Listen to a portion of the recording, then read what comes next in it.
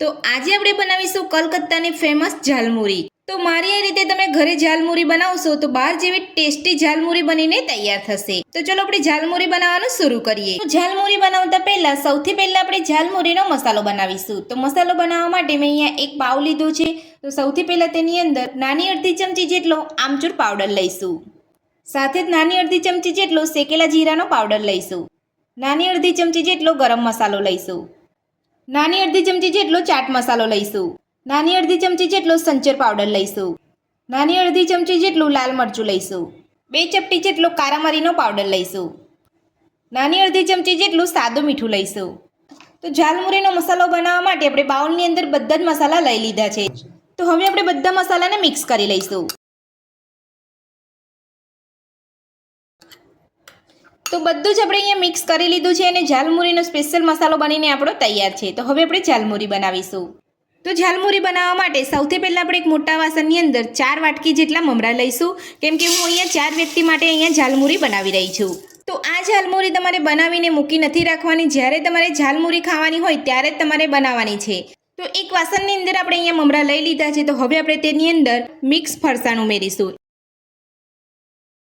તો મેં અહીંયા 1 વાટકી મિક્સ ફરસાણ લીધું છે। સાથે જ અડધી વાટકી ચણાની દાળ ઉમેરીશું। ઝીણી સેવ ઉમેરીશું। તો સેવ ઉમેર્યા પછી હવે આપણે તેની અંદર ઝીણું કટ કરેલું લીલું નાળિયેર ઉમેરીશું। સાથે જ ફ્રાય કરેલા સિંગદાણા ઉમેરીશું। ઝીણું સમારેલું ટામેટું ઉમેરીશું। ઝીણી સમારેલી ડુંગળી ઉમેરીશું। બાફેલા દેશી ચણા ઉમેરીશું। કટ કરેલા બાફેલા બટાકા ઉમેરીશું। 2 થી 3 ઝીણા સમારેલા લીલા મરચાં ઉમેરીશું। તો હવે આપણે જે ઝાલમુરીનો મસાલો બનાવ્યો હતો તે ઉમેરીશું। તો ઝાલમુરીનો મસાલો ઉમેર્યા પછી હવે આપણે તેની અંદર સિંગ તેલ ઉમેરીશું। તો ઝાલમુરીની અંદર સરસોનું તેલ વાપરવામાં આવતું હોય છે। જો તમારી પાસે સરસોનું તેલ ના હોય તો તમે સિંગ તેલ પણ લઈ શકો છો।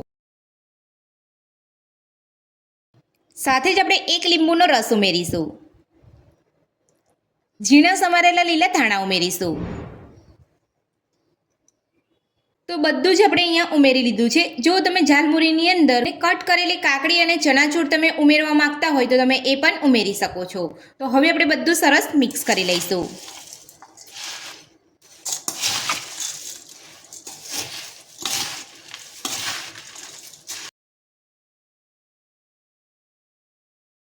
તો મારી આ રીતે ઝાલમુરી બનાવવાનું ઘરે એકવાર જરૂરથી ટ્રાય કરજો। તો